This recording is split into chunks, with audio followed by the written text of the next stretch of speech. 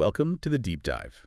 So we got this really interesting text from one of you about that fight lots of us have when the alarm goes off. Yeah, that internal struggle first thing. Exactly. Yeah. So today, we're going to dive into this idea. It presents this concept of an inner loser.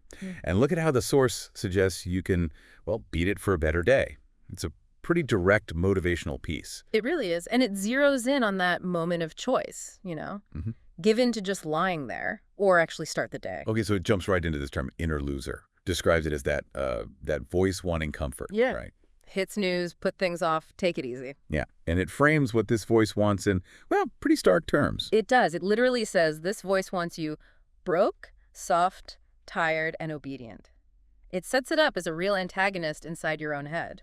Kind of adversarial. Definitely. Making it clear there's something internal to push back against. Which leads to this idea that each morning is like a battle, a war, I think it calls it. Yep. A war. Not against your job or your commute initially, but against that specific feeling, that resistance. That desire to just stay comfortable. Exactly. That pull towards the easy option. Scrolling on your phone, hitting snooze again and again. The source calls this the weak version of you. And it argues that giving in just makes that weak version stronger over time. That's the idea. You reinforce the habit. But it also contrasts that with the potential for strength that it says is inherently in you. Right, okay. And the key message seems to be, don't wait to feel motivated, act first. Precisely. Success starts, it argues, when you just refuse to even negotiate with that voice. So you don't debate it. No debate. Action comes before the feeling, which, kind of goes against a lot of common advice about finding your why first thing. How does it suggest you do that then? Yeah. Just force it. It uses phrases like act like a machine or even like a savage, just pure refusal to lose that first battle. Driven by Like what?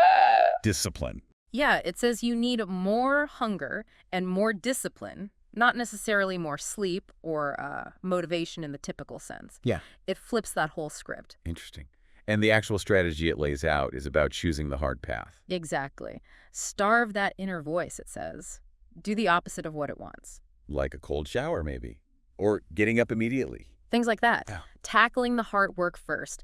Consciously choosing discomfort. It's about actively fighting back. And this isn't just a one-off thing. It builds up. Yes, the cumulative effect. Every time you choose the harder thing, you chip away at that inner resistance. You're weakening that negative voice. It's like retraining yourself bit by bit. And the payoff isn't just, say, getting the cold shower done. It's bigger. Right. Winning the morning, it suggests, sets the pattern.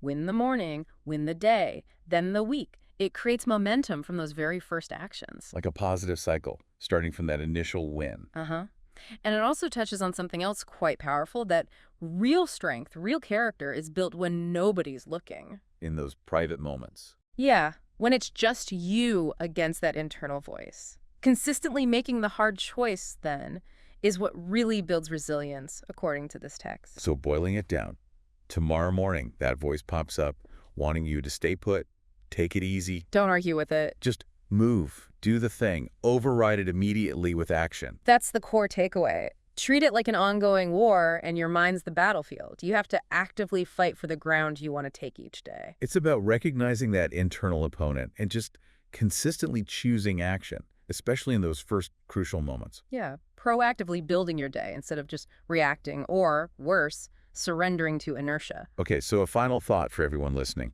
Think about tomorrow morning. Where does that inner loser tend to show up for you?